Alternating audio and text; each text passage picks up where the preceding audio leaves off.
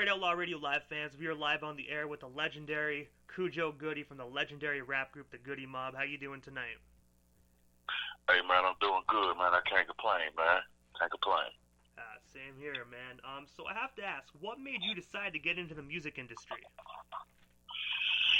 Oh man, what made me decide to get into the music industry, man, is when I was in middle school. This was probably about in the mid '80s. But when I was in middle school, the Fat Boys and Curtis Blow and Houdini and New Edition, man, they came to my school, man. And once they left from my school, man, I was bit by the hip hop bug, man. I decided, man, that's what I wanted to do. That's crazy. I forgot to say the Fat Boys came too. Yeah, the Fat Boys too. Damn, I wish that was my high school. Having Curtis Blow and the Fat Boys show up for a concert, that's crazy. That was hard, man. That was middle school. That wasn't even high school yet. So that was about maybe 6th or 7th grade, something like that, man. That's actually amazing. I don't think middle school kids will actually get that opportunity nowadays. So that's pretty cool. Yeah, man, that was cool right there, man. So also in 1991, the Goodie Mob formed. How did you all meet, and what's the story behind that? Well, y'all get a chance, man. We about to get ready to put out an unsung with Goodie Mob, man. So that tells some of the story, but I like to start it off with we met with Organized Noise, man. You know what I'm saying? Everything came together under the umbrella of music. So once me and Timo hooked up with Organized Noise, you know what I'm saying? We hooked up with Big Gip and we hooked up with CeeLo.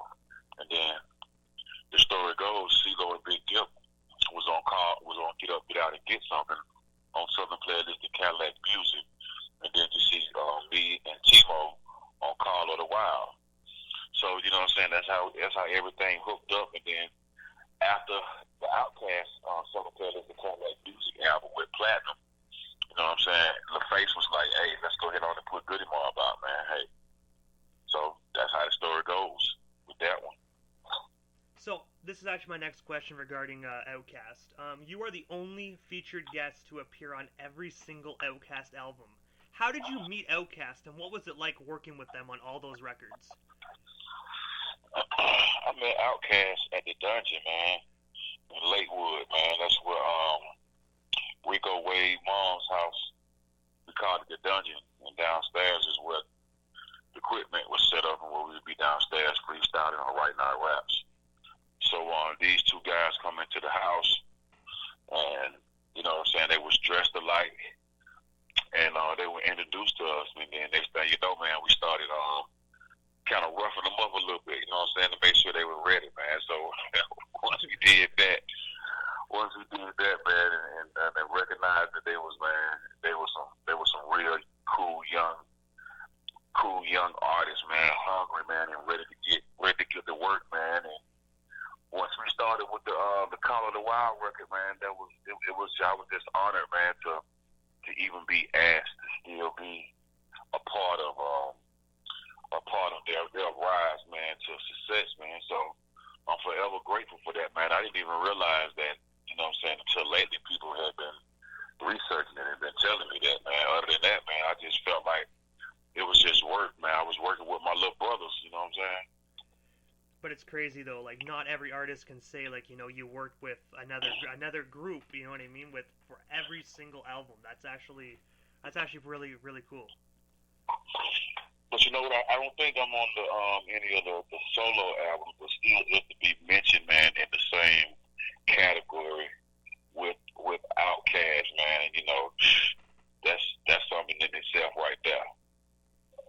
They're most definitely legendary, most definitely, especially in the rap game. That's correct, man. I mean, come on, man. You know, the South really, man, Atlanta really didn't bust that ceiling, man, until you had like L.A. Reid and Babyface come in with LaFace and Outkast being able to sell a million records, man, off the first rip, man, off of the first album. It's just mind blowing. One of my favorite songs by Outkast out of like all their songs is like actually Miss Jackson. I don't know. I love that song. Man, hey man, that song like that, man, it touched so many people, man, because of the contents of the music. Number one, and still, man, you know, you got two Southern juggernauts, man, back to back, man, hitting you with nothing but great stuff, man. And so shit, ain't nothing you can do but bow down and respect it, man. You know what I'm saying? Just keep it moving, man. 100% music substance right there. Right, for sure. So speaking of music substance, in 1996, the Goodie Mob's debut album called Soul Food peaked at number 8 in the U.S. top R&B hip hop albums. How does it feel knowing your guys' debut album reached the top 10? Like, that's an achievement, man. Hey man, that just lets us know, man, that we had a force behind us, man. We're organized noise. We go Wade,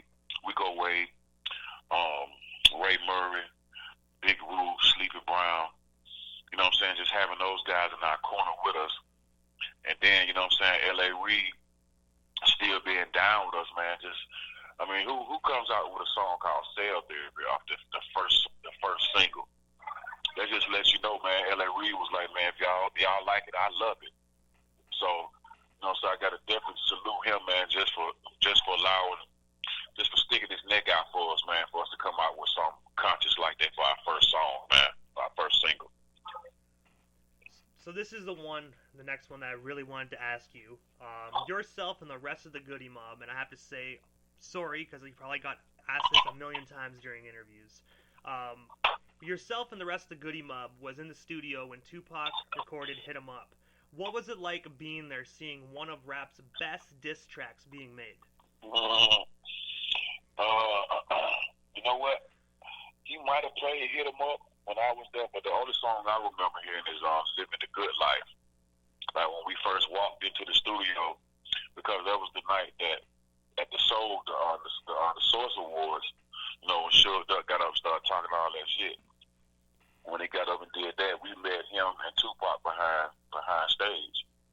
So he invited us to come to the studio. So, you know what I'm saying, we came to the studio, we walked in, and I heard him in the vocal booth, starting up with the Good Life, saying, "Hey man, my niggas Goodie Mob in the house, man. Give them what they want." You know what I'm saying? So just seeing that, man, just seeing the man at work, man, walking in and seeing him do his thing, man, we was just honored, man, just to be in the presence, man. Cause I ain't gonna be a lie, man. I thought we was gonna be able to lay some vocals that night. I was a little disappointed. I wanted to lay some vocals that night. I heard Pac was just a beast in the studio. I heard like he would not leave until that work was done. Yeah, man, he was, man. I mean, with the tools that he had at his hands, he can go from one studio to the next studio to the next studio to the next studio, and it'd be music playing in all four of those rooms. You know what I'm saying? You can lay a hook here, lay a verse here, go to the next room, do the same thing, man. You done got 4 songs done, man. So, you know what I'm saying? It was a method to the madness, man. And it's, hey, if you can follow it like that, man, you can put out a lot of music, man. A lot of music, man. So, big up, man, to the work ethics, man, of Tupac, man, because he showed a lot of people out here how to do it, bro. So, actually, when you brought up the Source Awards, speaking of that, I have to ask this. You being there that night when Suge was obviously, you know, going on his rant, it was New York, East Coast, West Coast, started the beef. What was the atmosphere like just being in that auditorium when Suge laid the pipe? What was that like? Like, were you, like, scared or something was going to happen or something?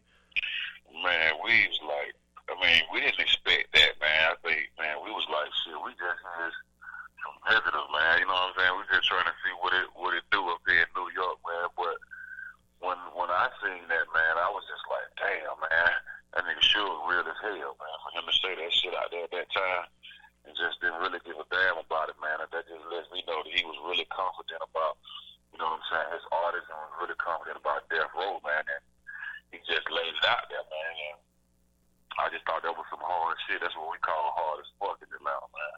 Do some shit like that, man. He most definitely had balls of steel, I would say that. I'm talking about, man, didn't care nothing about it, man. I mean, let's face it, man, Death Row, man, they definitely is a part of the job, part of hip hop history, man. Definitely wouldn't be even right without Death Row. Oh, I agree with that 110%. Death Row put a lot of artists on the map. Gave a lot of artists a chance as well. That's right. So you were also one half of the rap duo the Lumberjacks. What's the story behind that and the formation with Timo? Well, the story behind Lumberjacks is just different. Really, it's a vibe. The Lumberjack, Timo and I, we came up with a vibe called the Lumberjacks, and that's because, you know what I'm saying, when we stayed in Southwest Atlanta, where it's just a whole bunch of trees, man, it looks like a whole bunch of woods, man. It's like you living life down here in the South, like really lazy, man. So we was just almost exaggerating it a little bit because we was living life like lumberjacks, but we were still Goodie Mob. You feel what I'm saying? So Goodie Mob, Timo and I, we made the first Goodie Mob song. It was called "It's a Goodie Mob Thing." He wouldn't understand. It was produced by our friend at Dex. So with that being said, man, the Lumberjacks, like I said, we had managers at that time, and we had a song called "Living Life Like Lumberjacks." And then at that time, our manager was like, "Well, shit, why don't y'all just call yourselves Lumberjacks?" So we never did put out the Lumberjack album then, you know what I'm saying, back then. So we got a chance to put out the Lumberjack album when we was on Koch Records. So in a sense, a lot of people thought that we were changing our name, but no, we weren't changing our name. It was just a vibe called "Living Life Like Lumberjacks" down here in the Dirty South. And you know what? That actually is what the name of your album you guys released, "Living Life as Lumberjacks." I have to ask, what is the inspiration behind that record? Living Life Like Lumberjacks, just the style, how the style Timo and I had, man, I still do have, man. We brought that rough, rugged type of style to it, man, and we brought our own lingo to the game, man. So we just called it. It was a style that we had, man. Living Life Like Lumberjacks. So we would have acts like you see us on the cover with the axe and the cutout jeans and the chainsaw, man. We was really, you know what I'm saying, trying to really be real with that thing, but it was definitely a vibe, man, and definitely the tenacity of how me and Timo approached the microphone, man. When we got into that booth, man, it kind of was like real rough, rugged, and raw, man. I actually remember when I was younger, I had that record, and it's straight bangers from start to finish. Like, it's a great album. Hey, man, thank you, man. Appreciate that, bro. Appreciate it. You're most certainly welcome. So the next question I have is about a former NFL cornerback. Sante Samuel, I believe is his name, has a tattoo on his left arm that says "Get Rich to This" because he liked the song from the World Party record in college. How does it feel knowing your music is inspiring people worldwide? Man, you know what? When we first started out, man, that wasn't what we was looking for, man. We weren't even thinking that it was going to inspire people, man. We was just really trying to represent for Atlanta, Georgia, man, trying to really put our sound out there in the world. But, you know, when people, you know, come up to us, man, and say, "Man, I was 10 years old when this record came out, and it's one of their favorite records," man. Like, to be honest with you, man, a lot of people don't like to mention that World Party album, man. I don't know why, but the World Party album, to me, man, it was a vibe because we had got a chance to tour the whole world, man. Like Japan, we was everywhere. Germany, you know what I'm saying? Just really bringing our way of living from Atlanta, Georgia, man, all across the world, man. And we just happened to put it in, you know what I'm saying, put it to the music, man. And we came out with World Party. I mean, we weren't really talking about, you know what I'm saying, all the songs were partying, man. It was just that shit, man. We've been around the whole world, man, had a good time. You know what I mean? It was time for us to kind of let our hair down a little bit, but still sticking to, you know what I'm saying, the meat and the meat and potatoes about what we do. And I have to say, though, that's another great record, actually. One of my favorites when I was younger was World Party. It's amazing. Yeah, World Party was transcending. It was transcending, man. I mean, because you get with Soul Food, man. Soul Food was a real honest record. You feel what I'm saying? So, Still Standing was that record was like, oh, okay, oh shit, we woke up now. Okay, all right, let's get focused on this one a little bit, focus and aim at this particular subject matter.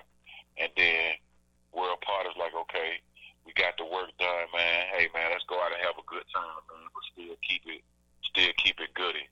And I thought World Party was one of those records. I have to ask, World Party, what is your favorite song off that record? If you can choose one. Oh man, if I had to choose one, it'll be the first song that come on, man. You know what I'm saying? Because we wanted to get Lionel Richie on that song. You feel what I'm saying? Oh yeah. But it was like a rendition of Party, Fiesta, Forever. You know what I'm saying? Something like that, man. It was. I wish we could have shot a video for that, man. I think we wanted to get Lionel Richie on that, but yeah, that first song is always, yeah, man. The first song was a killer for us at the time, man. I'm pretty sure there's other songs on that. I mean, Inshallah was a good song. You know what I'm saying? I love that. Cuddy Buddy was a good song. You know what I'm saying? Even though it was a straight ghetto song, but like I said, we still managed to keep it good, man. But I don't think people were ready for us to relax at that time, man, for some reason. So, in 2002, you released your first solo record called The Man, Not the Dog. What's the inspiration behind that, and what made you decide to want to go solo? Well, The Man, Not the Dog was really inspired by just me really coming into the truth and the knowledge of who I am and who my people are, and I just wanted to kind of merge it into Khujo Goodie. You feel what I'm saying? So it's almost like a transition type record. Well, I was able to produce some of the songs on the records. I had some people come in to help me produce the record. Man, I was able to get my brother and my cousin on a record called Off the Rip. And then my cousin had production on the record, Mark Twain, on a song called Bending Corners. And I was actually able to produce a song on the record called Zone 3. And as far as going solo, I just really had a lot of raps, man. You know what I'm saying? I had a lot of raps left over from doing Goodie Mob record. You know what I'm saying? I was still writing. So I just wanted to put the stuff to music and really see how it sound, man, and see if I can come up with a composition of songs, man, that I can put out, man, and release to my fans. So that's the reason why I wanted to do a solo record, man, because I wanted to extend my catalog, man. You know what I'm saying? Because I seen the greats do it, like Tupac do it.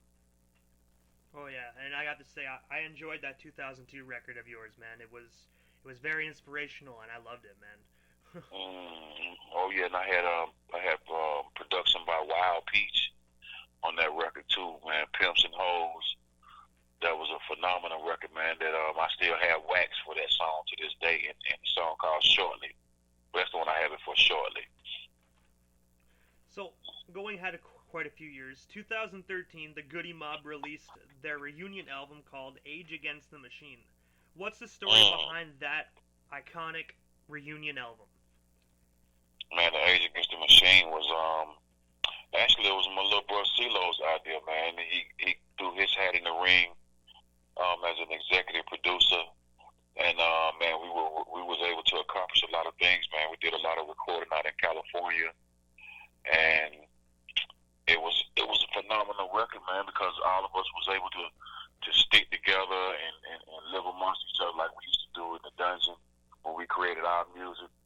And I mean, just to be able to executive produce your own album, man, I think that was a feather in our hat, man. You know what I'm saying? Let people know that we still know how to do it after these years, after the hiatus of what we was doing. We're still able to come back, just like riding a bike, man. Still able to jump on that bike and keep riding, man. So that was a great album for us, man, because it was different production on that record too, and man, it was just an awesome album. Awesome album. And you most definitely could tell, like, when you listen to that album, that you guys didn't change. You know, your style was the same. You guys still brought it to the table 110%. You could hear the chemistry between all four of you guys in that record. Man, it was us against the machine, because you know how the machine is. The machine is like you get at a certain age, machine tries to get you out of the industry. But that's only with our music, man. Only with hip hop, where they try to push the elders of the game out. You know what I'm saying? But you don't get that in rock and roll. You don't get that in jazz. You don't get that in any classical music. You don't get that. So I just wonder, man, why is it just in our genre of music when they try to push the elders out all the way out the way, so you can't even teach the younger artists that's coming into the game about the music. That's the truth right there. That's 110% the truth. So also, I was reading an article yesterday that you dropped a new single called West H'ton. What's the inspiration behind that track, and where can we grab it? Man, the inspiration behind West H'ton, man, because it's just another word for saying what's happening. You know, it's another word for saying how about it. It's another word for saying, you know, saying what you've been up to, man. And I've been thinking about it, man. It's almost like how Marvin Gaye, that song he had, like, what's going on. So I got a few elements of all that in the music, man. You know what I'm saying? So it was produced by Decatur legend, man, Mr. Coop. He put it down for me, man. So West H'ton is a little bit about, man, what I've been up to. It's got a little bit of that slang in there. It's got a little bit of that little bit of cadence in there, man, and just some more style, man. You know what I'm saying? It's all about making the music fresh and wet again, man. So I was really feeling that track, man, and that's some of the newest material that I did this year. So I've just been inspired, man, just by all the elders of the game, man, just putting out new music, man. I gotta give a shout out to Chuck D. He showed me love when he played my music, man. Hip Hop God Radio, they showed me love. My kinfolk DJ Jelly, you know what I'm saying? He showed me love. So I'm just glad that, you know, people still in the game still love good music, man. And Chuck D is a legend, man. That legendary individual you have him. Oh man, I mean, if it wasn't for him and some other artists, man, I wouldn't even got into the music industry, man, to this day. And that's what I love. I love when hearing artists, you know what I mean? Like, I gotta get into this quickly. Like you said, you know, if it wasn't for people like Chuck D, you wouldn't be into music. These new kids nowadays, they don't recognize who came before them. You know, you gotta respect who came before them, who paved the way.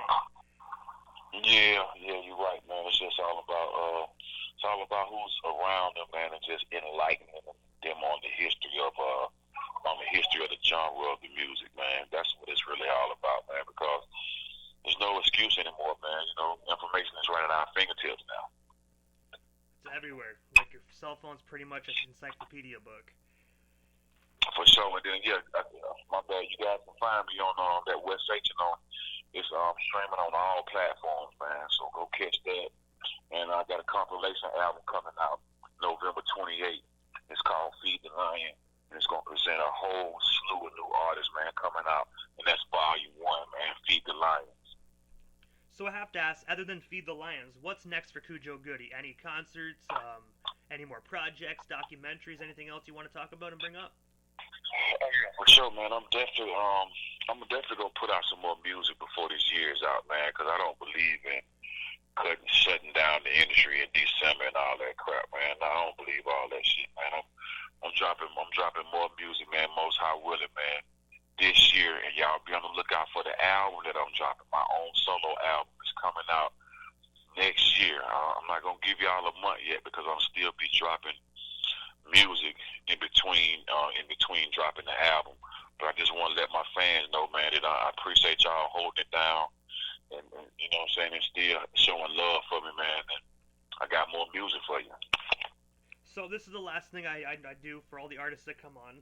It's my time to give the artists a chance to give thanks or shoutouts to whoever they want to give shoutouts to, and also their social media handles. That way, our listeners can follow you if they're not already doing that.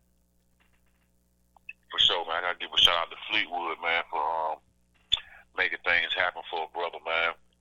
I gotta give a shout out to Goodie Mob.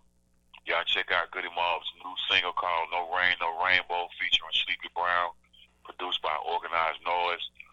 Man, y'all follow me on IG, man, and Khujo Goodie, Khujo Goodie. Y'all come holler at me at YouTube, man, .com/Khujo Goodie, where I have more goodies on there too, man. And follow me on Spotify, man. Just look me up, man. Play my new music, man. It's all wood, man. Give me some good feedback, man. And if you don't like it, it's all wood, man. I'm gonna keep coming back to the drawing board, man. That's all. And Khujo, before I let you go, I want to say right quick, thank you very much for providing myself and our listeners with your time, man. It was an absolute honor to interview you. I hope you have yourself a wonderful night, man, and God bless. Thank you too, man. Peace.